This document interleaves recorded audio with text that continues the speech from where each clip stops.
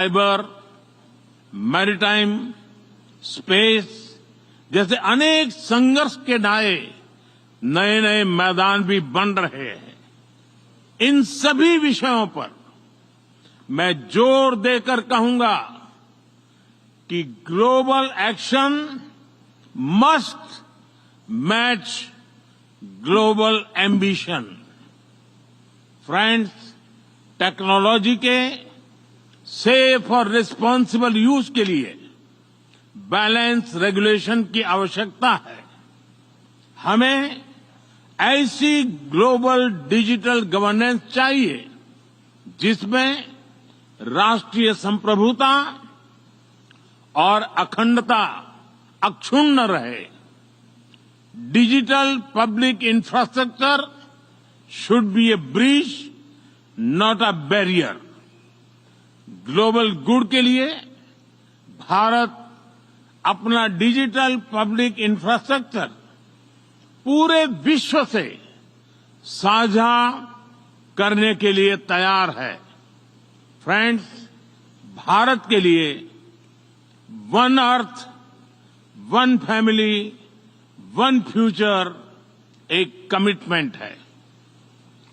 यही कमिटमेंट हमारे one earth, one health और वन सन, वन वर्ल्ड, वन ग्रिड जैसे इनिशिएटिव्स में भी दिखाई देता है। पूरी मानवता के हितों की रक्षा और वैश्विक समृद्धि के लिए भारत मनसा वाचा कर्मणा से काम करता रहेगा। बहुत बहुत धन्यवाद।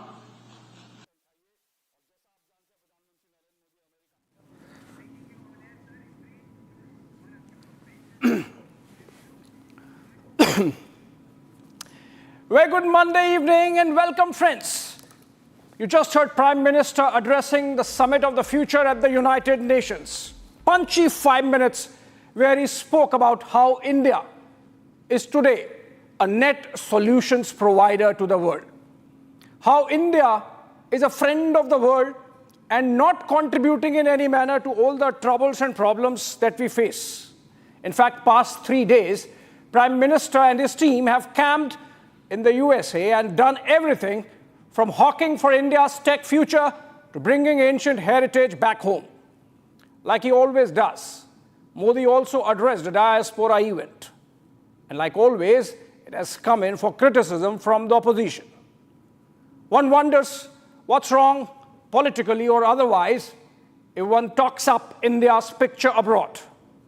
If the world comes to know that for holding 17% of its population, India contributes just 4% to the carbon emissions, that we are being a responsible citizen of the world.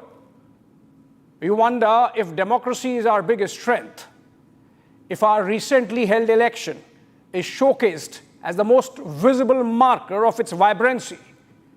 What's wrong with that? After all, BJP won, but it came down to 240.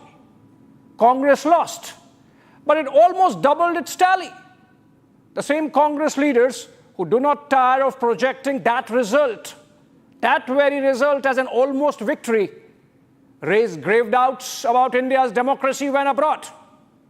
The same Congress leaders who, while giving stump speeches in Kashmir, are claiming that they would put all BJP leaders in jail when they come to power, create a bogey that democracy is in danger in India when speaking to foreign audiences. This talking up to electorate and talking down to foreigners is diabolical, to say the least. You just heard Prime Minister address the Summit of the Future, and let's have a conversation on the two ideas of India. One that shows India as a strong, vibrant democracy, confident of contributing to world progress, and the other, a brooding, negative, and even dark picture that makes us look bad. Look at how the Prime Minister has fared over the last 3 days. Then I come back on the other side with a panel of guests.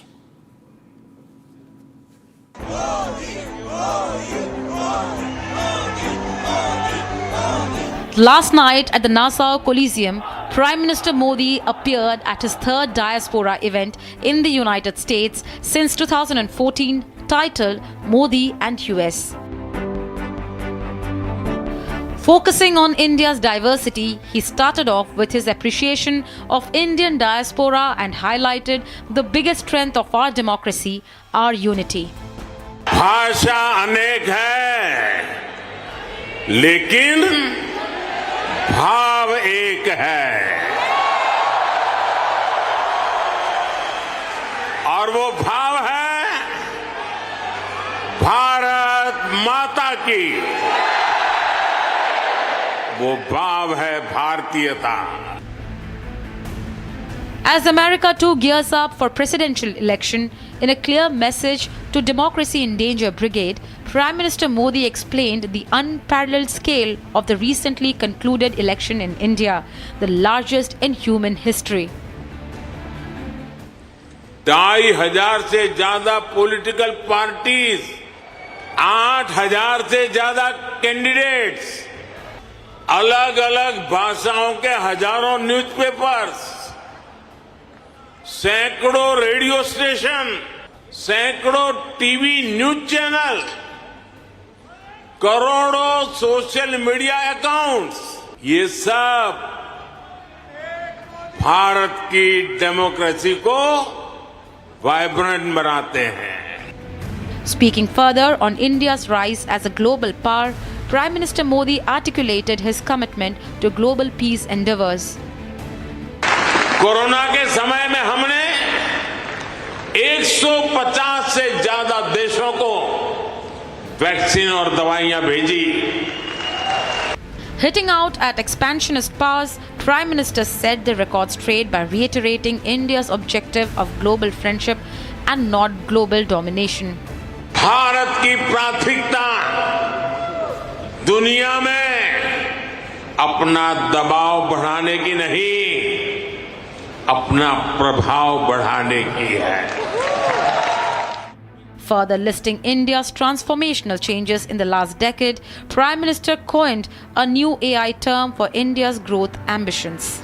A for aspirational, I for India.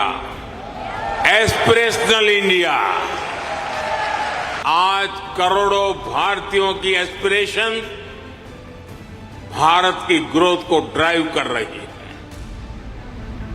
Meanwhile, Prime Minister Modi's address is widely contrasted with that of leader of opposition Rahul Gandhi, who too made national headlines on his US visit.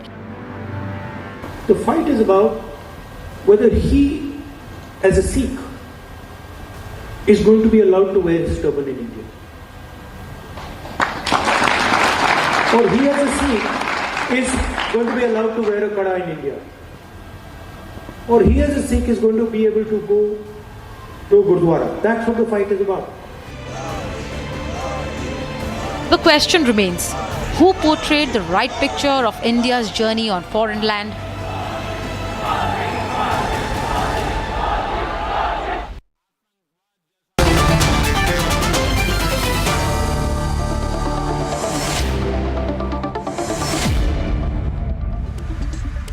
All right, Prime Minister was in fact slotted to speak anytime between 9:30 to 9:45 p.m. But then it seems some changes in the slotting happened and the Prime Minister spoke just at sharp 9. And that's how we know what he said at the UN Summit of the Future. Welcoming my guests in this conversation, Nikhil Joshi, political analyst, leans towards the Congress party. He's joining us live from Delhi. We also have Karan, Verma, political analyst, leans towards the right. He's joining us live from Delhi. We also have Prof Nalapat, Vice Chairman of the Manipal Advanced Research Group. He's a public policy analyst and brings sharp insights. And we also have Dr. Sampath Shivangi. He's a Republican National Party delegate. He's joining us live from New York. And I would want to begin with him before the conversation gets political. Dr. Sampath Shivangi, we just want to understand from here in India and Delhi, how is Prime Minister's visit being seen generally, not just in the diaspora, but beyond, in the US establishment and New York and at other places around the United States? Abhishek, thank you for inviting. I think Prime Minister's visit and his speech were extraordinarily outstanding. That is the word I use, especially when he spoke yesterday to the IT delegation. 15 topmost technologists who own these companies, they were there yesterday with him, and they had all the praise for Modi. Not only he's the Prime Minister, he understands IT. I was amazed. His knowledge of technology, his knowledge of IA, beyond. I'm a physician, I'm here for 50 years. I haven't comprehended, but the man who hardly went to university, he knows all about IA. He is, I'll tell you, my hat's off to him. He understood, especially NVIDIA chairman, who is a Chinese descent, and he was all the praise about Prime Minister Modi, and he says he knows more about IA than anybody he knows of. So that's a great compliment to Modi ji and to India. I wish one day, as he mentioned yesterday, that the chips are being produced in India, and they'll be built in USA. I think that I want to see that day when it happens, because we look forward to such a wonderful, wonderful contribution from India to the world, not only to America. So I welcome his speech, and I think who all attended. As you know, it was on CNBC. It was a live broadcast. He attended with Google, Microsoft, IBM. All CEOs were in full praise of him. I have not seen any, forget about Indian Prime Minister or any President or Prime Minister in US of that caliber. Dr. Sampath, anything you saw on the Prime Minister insofar as the mainstream media in the US is concerned, the main newspapers in New York and Washington, D.C., the kind of commentary that has gone on? Okay, sorry, what was the question? My question is, did you see how the Prime Minister's visit was covered in the mainstream media, in the newspapers, broadsheets, in television news in New York and Washington, D.C.? I did. He was there in Delaware for a day with a Quad meeting. But actually, as I mentioned, it was more of a bilateral meeting between President Biden and Prime Minister Modi ji, because the other two were there from Japan and Australia. Right. But they were not had much to say, except Modi ji was. Okay, fair enough. We got some opening comments on Prime Minister's visit there. Let me take this to Professor Nalapat. Professor Nalapat, before we get a political conversation going, your view from geostrategic point of understanding, geopolitical understanding, how would you see Prime Minister Modi's 3 days in Delaware and New York? I would say it's a great success for India. And we in India would call our country Bharat, like the Germans call their country Deutschland, the Japanese call their country Nippon. Inside our country, we would call it Bharat. Outside the country, let it be called Japan, Germany, India, it doesn't matter.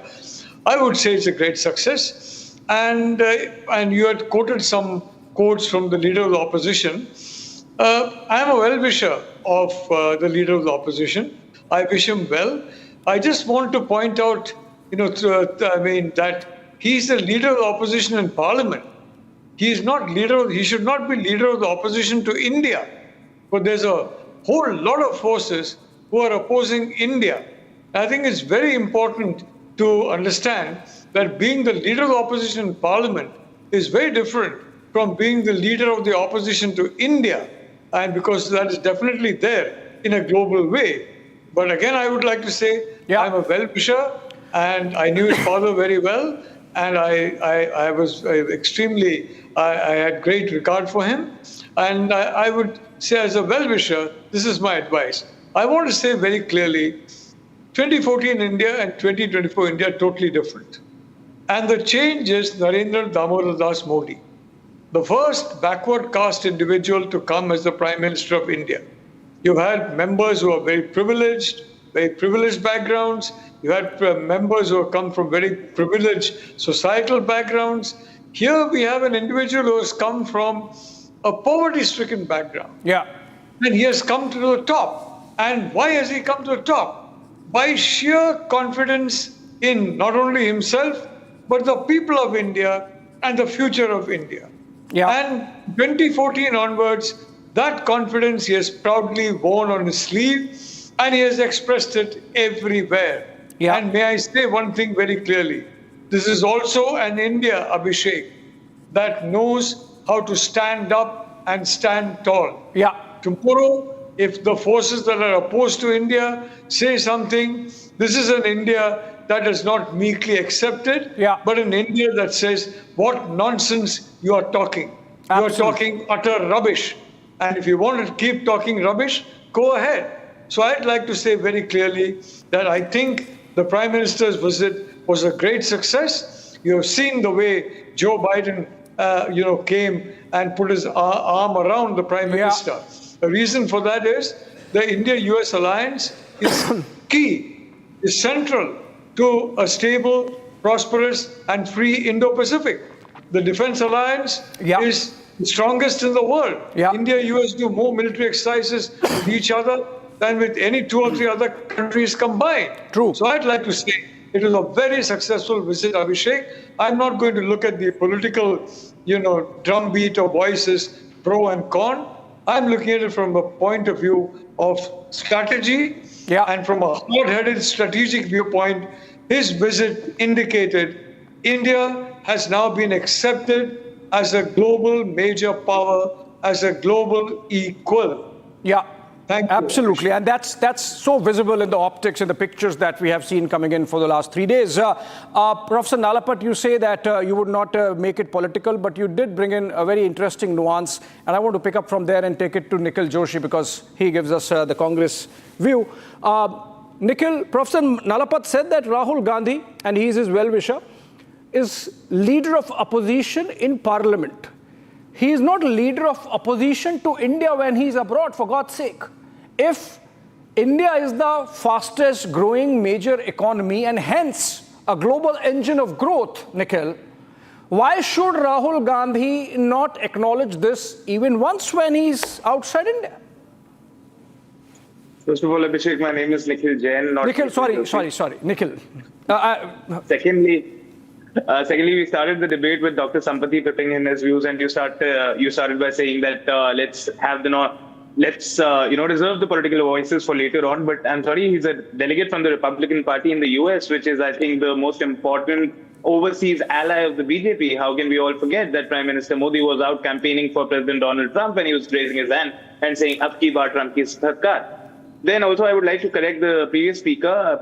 Prime Minister Modi is not the first OBC Prime Minister India has had. It was H.D. Deve Gowda. Gowdas are considered an OBC community within the state of Karnataka. Okay. Thirdly, of course, Vokkaligas are not India is a very considered. Vokkaligas and Lingayats are the two forward communities in Karnataka.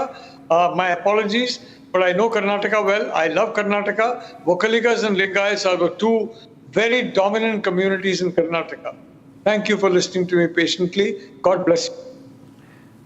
Okay, Nikhil Jain, you stand. To disagree on fact that, check. I'll be Go on ahead. the more important points. I'll be on the more important points that are relevant to the debate. Dr. Sampati also said something very interesting, that for a man who barely went to college, I think he's forgetting that the Prime Minister does have a master's in entire political science from some university. And so far as the India-US relations are concerned, this is not the first time that the Indian Prime Minister has gotten, a good welcome in the US. Prime Minister Modi has gotten it before. Prime Minister Dr. Manmohan Singh did get it before, and even the previous Prime Ministers did. Okay. India and US have been cultivating an important strategic relationship for years and years. I think the most important milestone in that relationship so far was the 2008 nuclear strategy group deal that Prime Minister Manmohan Singh inked. And I'm nowhere saying that Prime Minister Modi has not taken the relationship forward. He's certainly done that. Other than the Trump fiasco that he did with the Howdy Trump and Ab ki baar Trump ki sarkar, I really don't find a lot of problem with what the Prime Minister Modi has done so far as the US relationship is concerned. However, a question was put to me that when you talk about Rahul Gandhi is just the leader of opposition in the parliament and not beyond that. First of all, there is nothing like that. The leader of opposition is beyond the parliament, in the parliament. Secondly, the difference between what Prime Minister Modi does abroad and what leader of opposition Rahul Gandhi does abroad is one person acts like a PR agent. I'm not saying it's particularly wrong. Prime Minister Modi does paint a very good picture of India to the world. And the other person raises pressing concerns about India in front of Indian diaspora and other members of the global community. And I don't think it's wrong. It is the sign of a mature nation that is willing to recognize its problems, that has the freedom where the leader of opposition can voice his opinions at a public stage, and a nation that is willing to work forward. Now, had the government been very receptive, yes, you're the leader of opposition, you are a constitutional post, we respect you, we're going to listen to you, we're going to work on it, I think it would have been better rather than the BJP, just putting it in a manner ki, Are, Bhar ki dharti pe hamari insult kar di and this and that. I think the BJP could act more mature. Okay, you think BJP should be mature, not Rahul Gandhi. But let me just first introduce two more guests we have on the panel tonight. Purnima Nath, she's a foreign affairs expert. She's joining us live from New York. And we also have Gyanendra Mishra, a political analyst, leans towards the Congress or towards the opposition. He's joining us live from Delhi. And Nikhil, you said that it is a sign of mature democracy, a mature nation, that a leader of opposition can go outside and say the things that he has said. But again, if Rahul Gandhi is a mature leader of a mature nation, as you say, he could have asked Ilhan Omar, what are you doing with all this anti-India propaganda in the capital? He did not. Why is it? I agree with you that Manmohan Singh earlier used to get good welcome. Prime Minister Vajpayee also used to get a grand welcome. No gainsaying that. It seems only Rahul Gandhi does not get that kind of welcome, because he seems always ending up with people who are down, depressed, gloomy about India's future, apprehensive about the manner India is progressing. There is a certain trait to those people, and Rahul Gandhi sort of becomes an echo of those sentiments when he's abroad, unfortunately. Let me get in Purnima Nath, again from New York.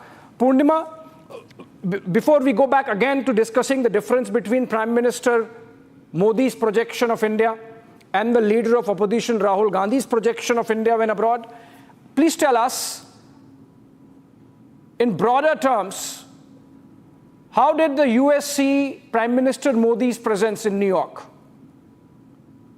Thank you so much for having me. I appreciate that. Namaste. The first thing that you mentioned about Modi's presence, he came as a statesman. So his presence of 3-day production full of meetings, we know exactly what's happening. We know who's he's meeting with. We know the agenda that he is bringing forward. And on top of it, all this happening with a positive manner and with a massive pride of the country and where the country is going, the population of the country, the civilizational values of the country. When we were talking about the opposition, it breaks my heart that the opposition party comes here with a begging bowl and asking for America's support and meets with anti-India agents, whether it's from the Congress side, and 10-day visit. We only know about 3, 4, 5 hours of event. We don't know what's happening rest of the time, who he has met,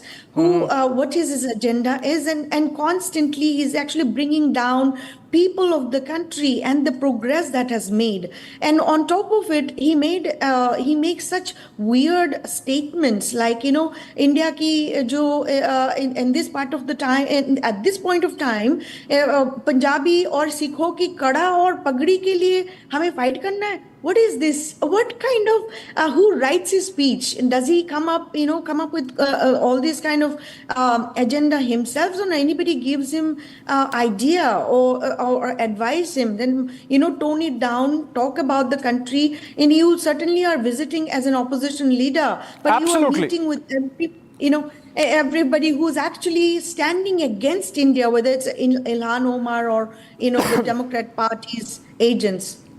I mean, fantastic point that you made, Purnima, about one wonders what Rahul Gandhi does for all the days that he spends on his trips abroad, because what we get in terms of his events is a couple of hours here and there. Now, look at the Prime Minister's schedule, which was shared in advance. I mean, minute to minute is accounted for. You can actually account for minutes and seconds of the 3 days that the Prime Minister has spent between Delaware and New York in the United States. He has just finished the address at the UN, and in a couple of hours, he's flying out. Just a couple of hours.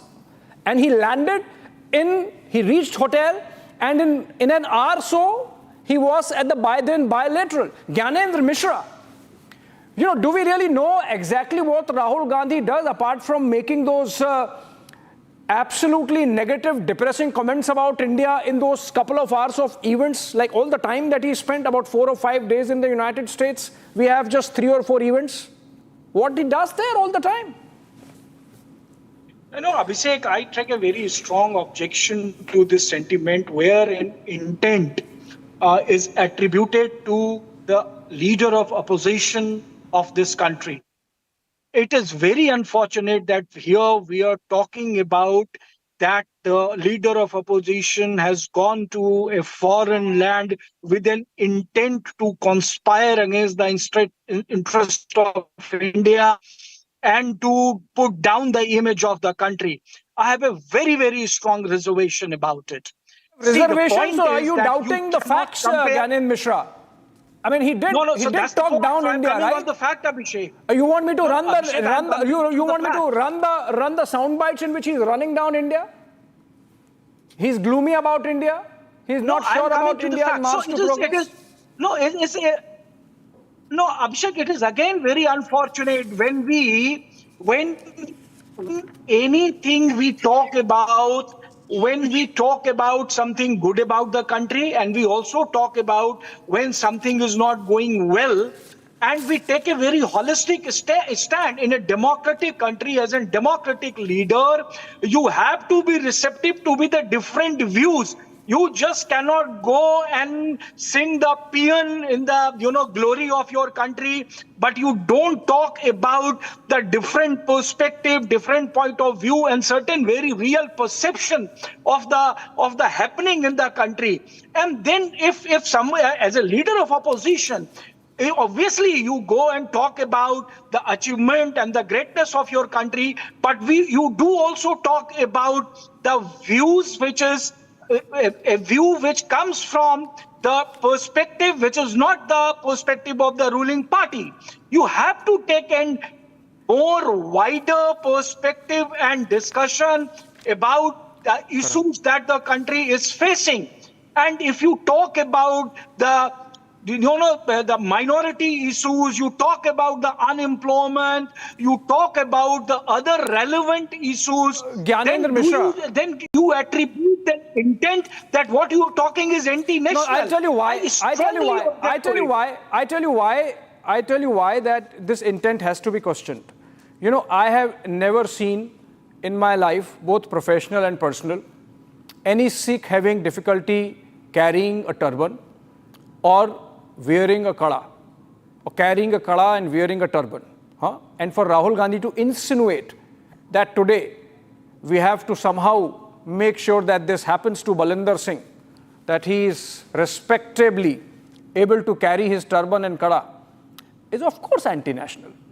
You can't dispute or disagree with that, right? Let me get in Karan Verma on that. No, Karan, is it about we creating a narrative and perception, or Rahul Gandhi actually saying the things that he has said? So I'm quoting Rahul Gandhi just so they don't get it wrong. The fight is if a Sikh would be allowed to wear a turban or a kada. I mean, he should be so ashamed of himself for making such a hideous statement. In India, where Punjab is the only state, Abhishek, which has an organized anti-blasphemous law, where in Punjab today GST has been removed from Langar. Veer Sahibzades, in their honor, we are celebrating Veer Bal Divas. We brought in the Guru Granth Sahib Jis from Kabul when Taliban had taken over. They were flown in, and we look towards the Sikhs with great reverence. Their gurus are our gurus. I mean, this is the sentiment. Who can dare to make a Sikh stop from wearing a turban? So this is a man whose family, whose party presided over the genocide of Sikhs. So him coming up and saying this, I think it is not just anti-national, it's ridiculous. Any adjectives that we use for this will fall short to describe what a despicable act this is. Having said that, Abhishek, I want to talk about how the Prime Minister is such a sharp contrast to this man. Today, the Prime Minister, not just today, in the previous days also, he's talked about skill, speed, and skill. The three S's which have solved legacy issues, and he's set a template for the world. India has solved legacy issues. I mean, 250 million people pulled out of poverty line. We've created a digital infrastructure which has given rise to 111 unicorns. I mean, this is a digital infrastructure which has caught the imagination of the world. The data in our country is cheaper. UPI today accounts for 40% of our transactions. We are number one. The cynical Congress where P. Chidambaram used to mock, oh, our sabziwalas are going to do UPI transactions. Well, guess what? We've surprised you. We've outwitted and outsmarted you. Even the person of the lowest common denominator has outsmarted these Chidambarams of the world, and they can't stomach that, Abhishek. Karan, let's make it more contextual. You know, Gyanendra Mishra, you wanted to come in, but let me just give you more facts, because you are saying that we are on some kind of narrative building, perception building, while the facts are to the contrary. No. Listen to what Rahul Gandhi said, for example, in Texas. In India, the phones, furniture, clothes are made in China. India, along with Europe, America, the West, we have given up on the idea of production. We have handed it to China. What we do, Americans do, West does, is organized consumption. Now, look at what Sundar Pichai has said today only, Gyanendra Mishra, and then you take over and respond. Sundar Pichai, after meeting the Prime Minister, said that he is transforming India. He has pushed us to design in India, make in India, including the Google Pixel phone. He is thinking about AI. He challenged us about applications that can help India's healthcare ecosystem, education, and agriculture sector. We are picking up Prime Minister's challenge. Now, you see the semantics of this? A very negative speaking Rahul Gandhi is steeped in gloom versus a Prime Minister who's challenging the topmost tech CEOs of the world, not just of India or United States, that please take this challenge and do something for India. I am going to help you. Gyanendra Mishra, how do you not see this as fact and not perception? So, Abhishek, correct. So I know today people are talking about, that he said this about the Sikhs. Not people, Sundar Pichai. So first of Google all, CEO Sundar Pichai. First of all, let's Abhishek put things in the perspective and respond to some of the point that was made. See, it is the same ruling dispensations whose leader clearly said that those 6% which is bordering on the Delhi and protesting against the Kisan laws, they were branded as the terrorist. They were branded as the murderer. They were branded as rapist. But they were not killed like 1984. And you know who did what in 1984? Today, look at the irony, Gyanendra Mishra. 2023 and 24. Today you are shedding the crocodile tears for your love to what had Rahul Gandhi said or not said. But who would be held responsible for what has been said against the president of this country? Well, nobody has been held responsible for 1984. Charges are still being filed, and we know the charges are being filed against whom? Yeah, so that's the point. And I think there's a very wrong narrative. At least we should be honest about what he has said. He has never said... Sajjan Kumar in jail is not a narrative, Gyanendra Mishra, for God's sake. Jagdish Titler charges being framed against him next week is not a narrative, Gyanendra Mishra. So, Abhishek, here we are not talking about the 1984. I think we all know about the 1984. Oh, because we are talking about the Sikh comment of Rahul Gandhi. That's why I had to bring in. I was not doing that. I was focusing on Sundar Pichai and Jensen Huang and the AI and quantum computing they are and facing- semiconductor they are facing technology that the Prime Minister has been hawking about? You want to talk about that? We can talk about that. We have to understand. You have to understand that this is the same honorable Prime Minister who on a foreign soil said that for 70 years no development has happened in the country. It is the same honorable Prime Minister who said on a foreign land that people were telling that they refuse being born in this country. क्या पाप हमने किया है जो हम इस देश में पैदा हुए? 70 साल से इस देश के लोग ये कह रहे थे कि हमने क्या पाप किया है जो हम एक ऐसे देश में पैदा हुए? हम इस देश में क्यों पैदा हुए? It is the same. I think he was talking about the 2G, CWG. You know, he was talking about the period of his No, but scams, wasn't right? that painting a negative picture, Abhishek? Wasn't that painting a negative picture? He was He felt that there was a scam. And there is a difference. There is a difference. There is a difference. Madam Nalapat, there is a difference. Prime Minister talking to diaspora is still talking to Indian sentiment, addressing the Indian sentiment. Rahul Gandhi is talking to Ilan Omar. Rahul Gandhi is talking to those people who have no stakes in India. Come on, Abhishek. That's trying to, that's trying to find a justification to whatever the Prime Minister does. We need to be honest in condemnation as well Abhishek, as the praise. if you don't mind, if I can respond. My first point is, we have nearly Okay, 250 Mr. Mishra, I'm coming to you. Mr. Mishra, I'm coming to you. Let Professor Nalapat, let Professor Nalapat come in on this. Professor Nalapat. Look, Gyanendra ji, I'm sure you know that we have about 250 million minorities, and they are some of our most outstanding citizens. They're doing wonderful work. And here we have individuals talking about the way minorities are being targeted, minorities are being brutally dealt with, minorities are being eliminated. When in neighboring countries, yes, but in India we have 250 million, and China growing, for heaven's sake. Gyanendra ji, you're definitely, all of us in this panel will be having access to the fact. For the last 5 or 6 years, the Chinese economy has been on a downslide. Yeah. It's on a very severe downslide because of Cold War 2.0. And that is going on as we speak. The economy is in deep trouble. Our economy, yes, it has its problems, it has imperfections, there's no question about it, but it's not on a downslide. The Chinese economy is on a downslide. So my point, and of course, I don't want to go into Sikhs. I do not believe the K people, the Khalistani, what is called Khalistan, I could call them the K people. They are not Sikhs. Sikhs are a noble community, a wonderful community, and they are a very intensely patriotic community. I would not glorify the word Khalistan, the pure word Khalistan, with such people, the K people.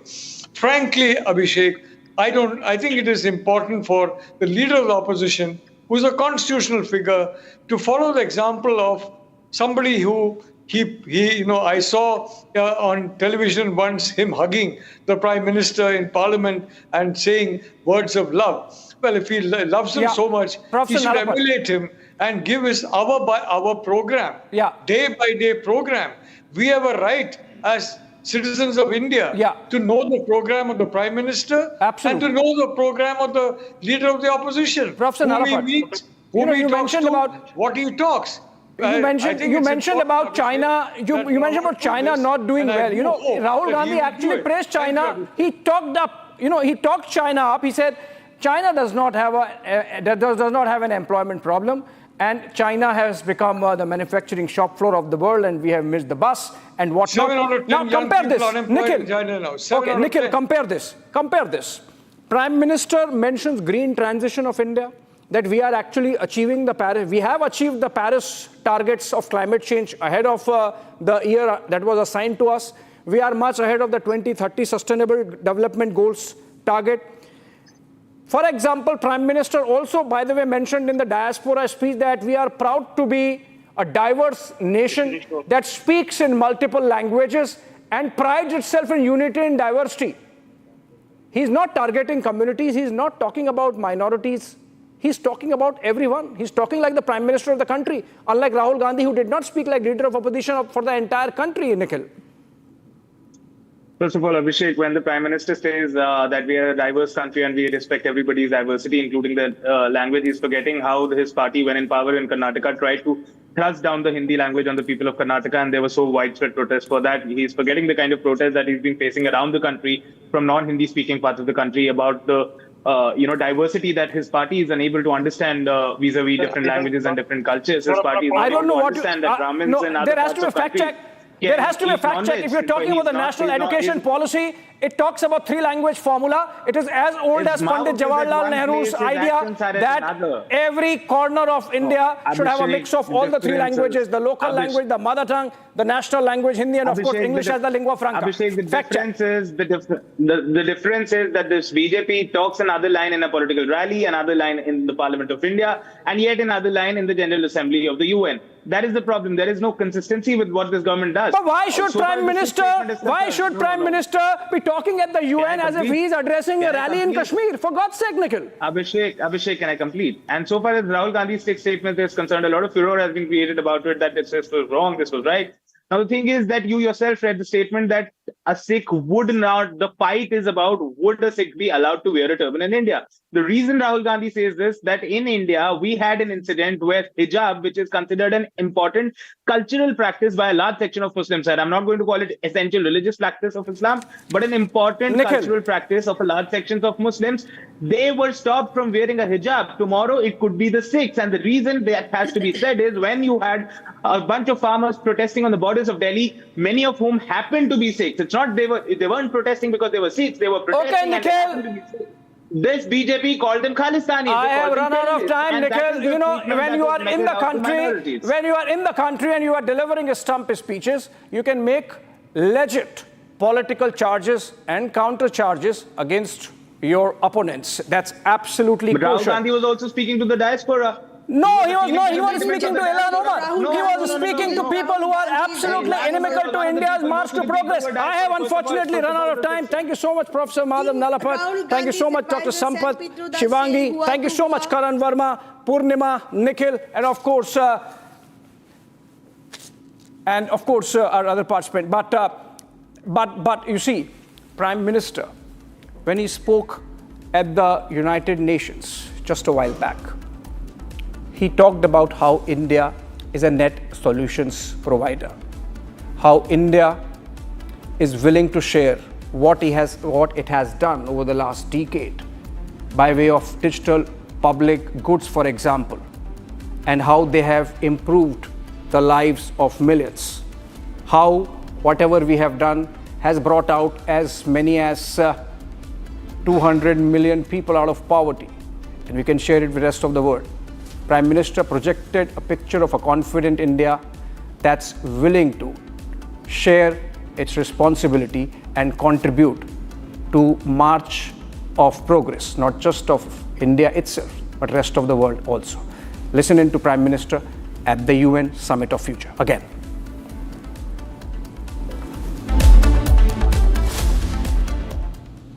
जून में अभी मानव इतिहास के सबसे बड़े चुनावों में भारत के लोगों ने मुझे लगातार तीसरी बार सेवा का अवसर दिया है और आज मैं इसी 1/6 ऑफ ह्यूमैनिटी की आवाज आप तक पहुंचाने यहां आया हूं।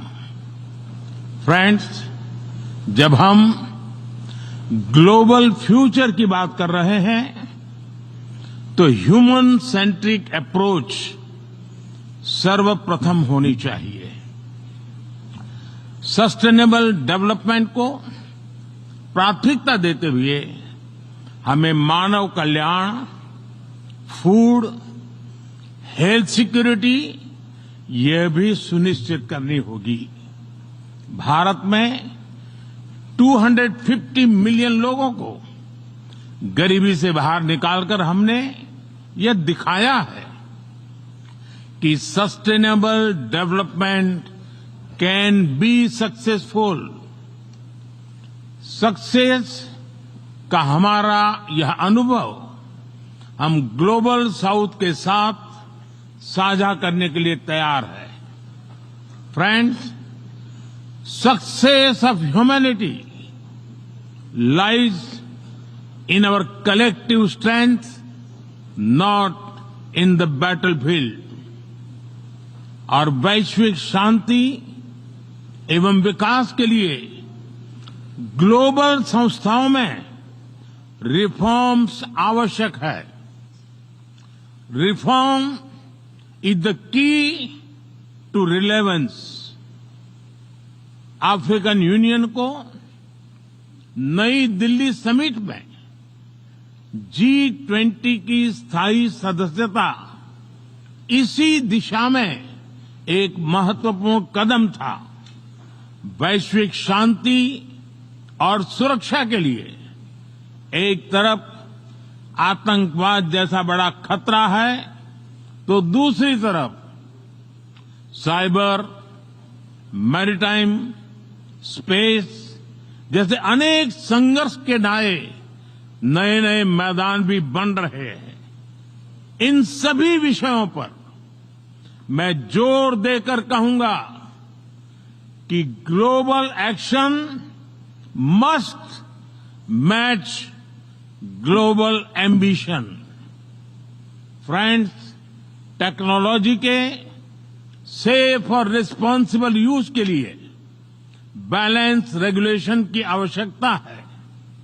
हमें ऐसी ग्लोबल डिजिटल गवर्नेंस चाहिए जिसमें राष्ट्रीय संप्रभुता और अखंडता अक्षुण्ण रहे. Digital public infrastructure should be A bridge, not a barrier. Global good के लिए भारत अपना डिजिटल पब्लिक इंफ्रास्ट्रक्चर पूरे विश्व से साझा करने के लिए तैयार है. फ्रेंड्स, भारत के लिए one earth, one family, one future एक कमिटमेंट है. यही कमिटमेंट हमारे वन अर्थ, वन हेल्थ और वन सन, वन वर्ल्ड, वन ग्रिड जैसे इनिशिएटिव्स में भी दिखाई देता है.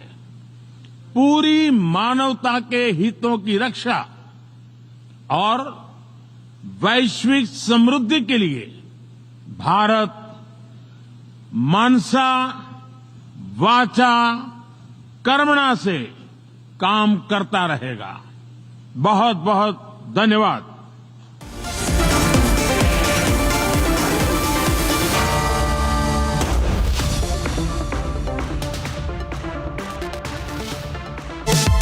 Co-powered by Jaguar Bath and Light.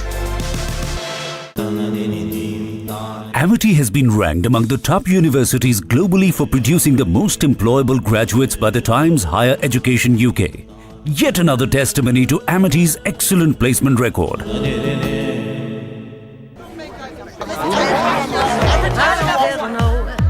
Songs and proses. I don't care for no sweet boys with roses.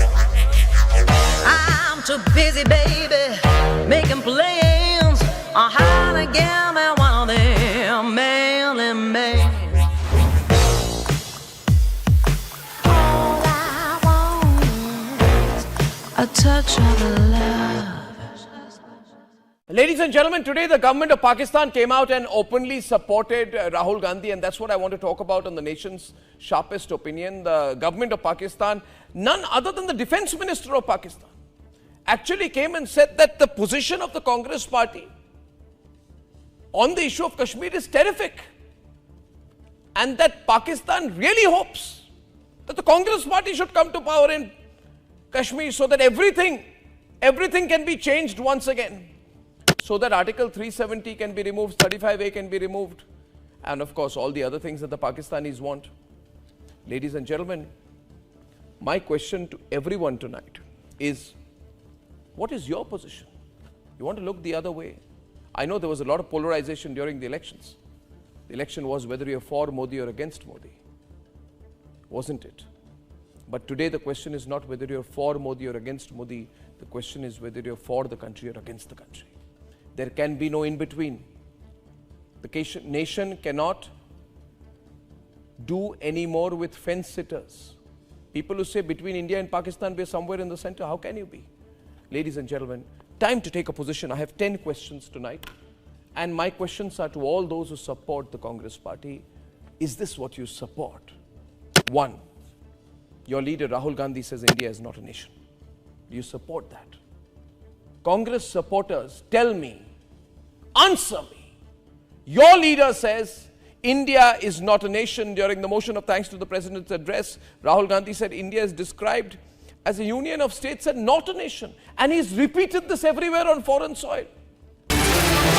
Bharat के लिए one earth, one family, one future एक कमिटमेंट है। यही कमिटमेंट हमारे वन अर्थ, वन हेल्थ और वन सन, one world, one grid जैसे initiatives में भी दिखाई देता है।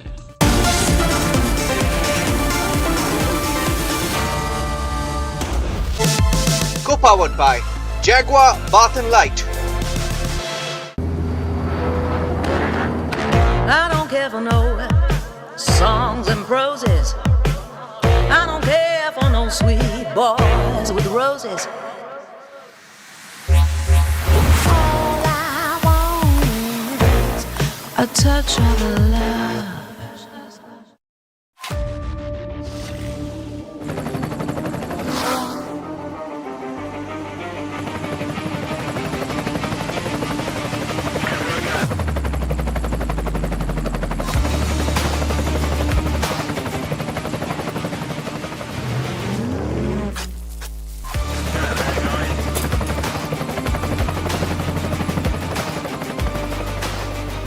Director, The Taste of Success.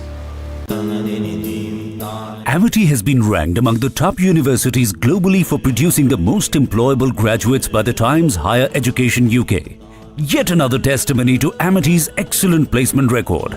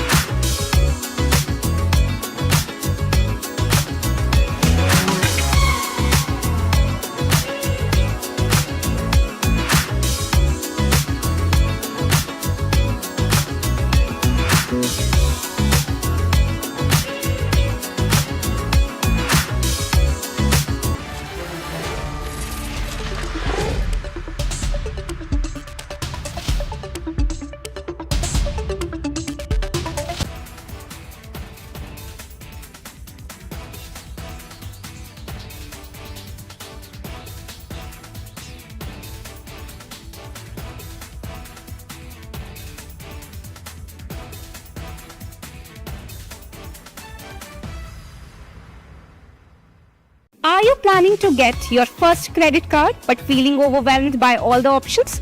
If you're scratching your head trying to understand which one to choose, don't worry. On Republic Money, I will break down the key things to watch out before you snag the shiny new card for your spending fun.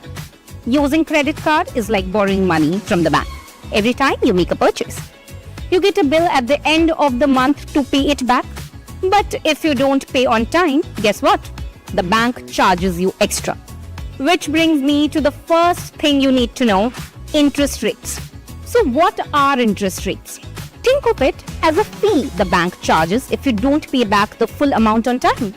For example, if you buy something for rupees 1,000 and don't pay it back, that rupees 1,000 becomes more expensive because of the interest. So low interest credit cards can help you save money if you are making a big purchase or if you need extra time to pay off your balance. Usually, Rates in the range of 1.5% to 2.99% per month are considered as low when it comes to credit cards. For example, take the SBI Simply Save Advantage. It has an interest rate of 2.5% per month. Not too high, not too low, just a solid middle ground. Then there's the HDFC Infinia credit card.